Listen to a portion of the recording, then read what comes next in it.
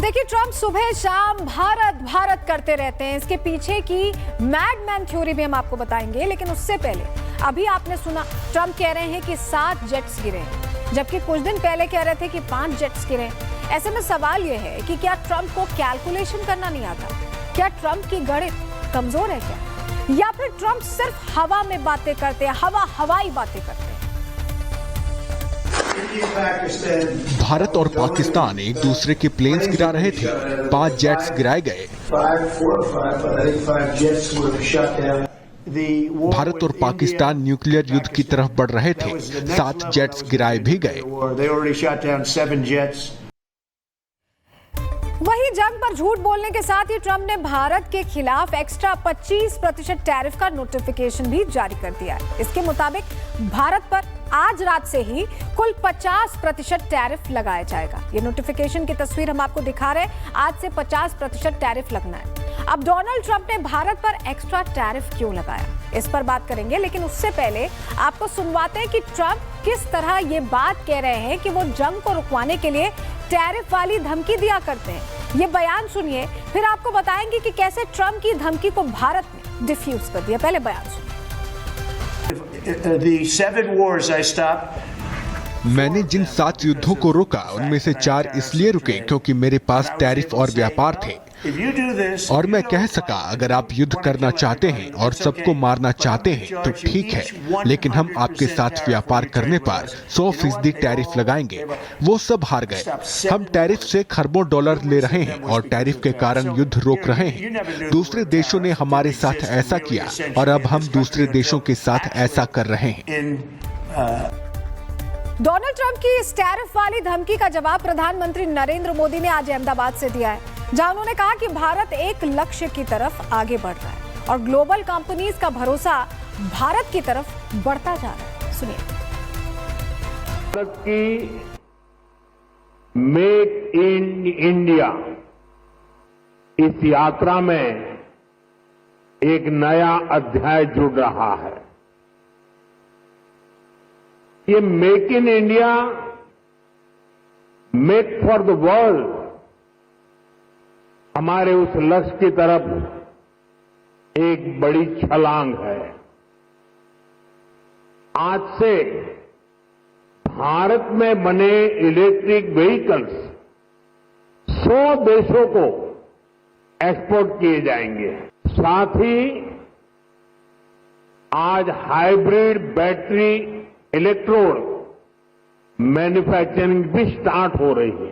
Suzuki Japan Bharat में manufacturing कर रही है और जो गाड़ियां बन रही है वो वापस जापान को एक्सपोर्ट की जा रही है। ये जापान और भारत के रिश्तों की मजबूती तो है ही, भारत को लेकर ग्लोबल कंपनियों के भरोसे को भी ये आपके सामने प्रस्तुत करता है। ट्रंप की टैरिफ वाली धमकी दरअसल इस बात को लेकर नहीं है कि भारत रूस से तेल खरीद रहा है। ये फेक नैरेटिव अमेरिका फैला रहा है कि भारत रूस से तेल खरीदता है और इन पैसों का इस्तेमाल रूस यूक्रेन युद्ध के लिए करता है, जबकि सच तो खुद यूक्रेन के राष्ट्रपति जेलेंस्की बता रहे हैं, जो प्रधानमंत्री मोदी को शांति में योगदान देने के लिए धन्यवाद भी दे रहे हैं। जेलेंस्की कह रहे हैं कि भारत इस युद्ध को रुकवा सकता है। सोचिए आप, जेलेंस्की का यह बयान खुद आया है, जिस बीच अलग अलग बातें यहां डोनाल्ड ट्रंप कर रहे हैं।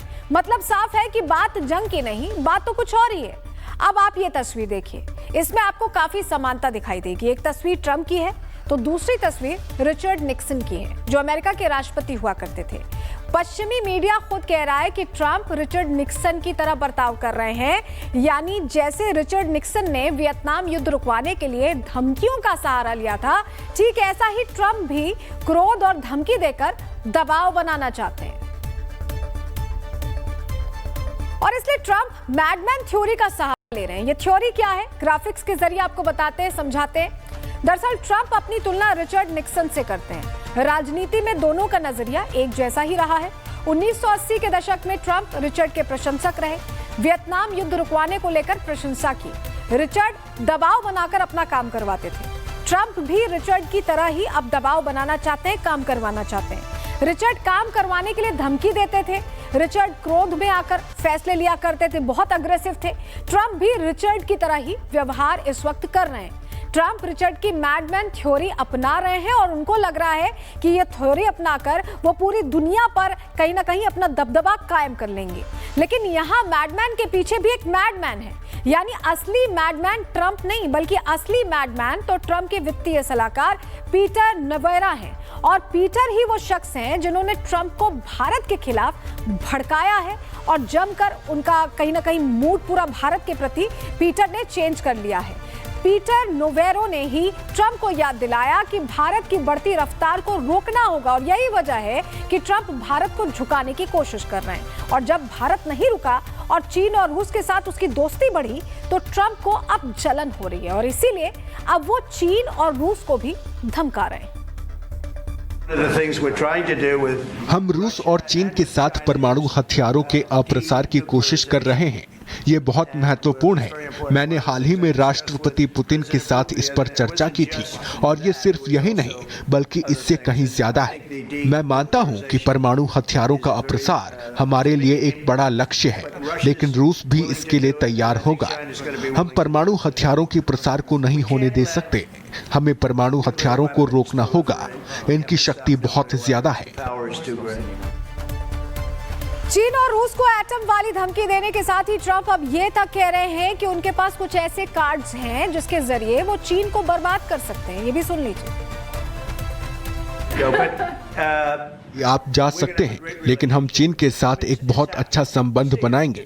ये हो रहा है, आप देख रहे हैं। उनके पास कुछ कार्ड हैं, हमारे पास अविश्वसनीय कार्ड हैं।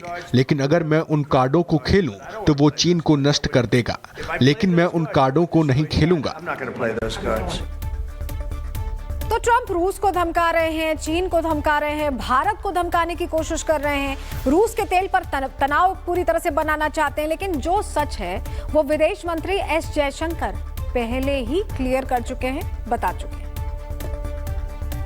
Well, I don't want to comment on a person. मैं किसी व्यक्ति पर टिप्पणी नहीं करना चाहता, लेकिन विषय पर टिप्पणी करूंगा।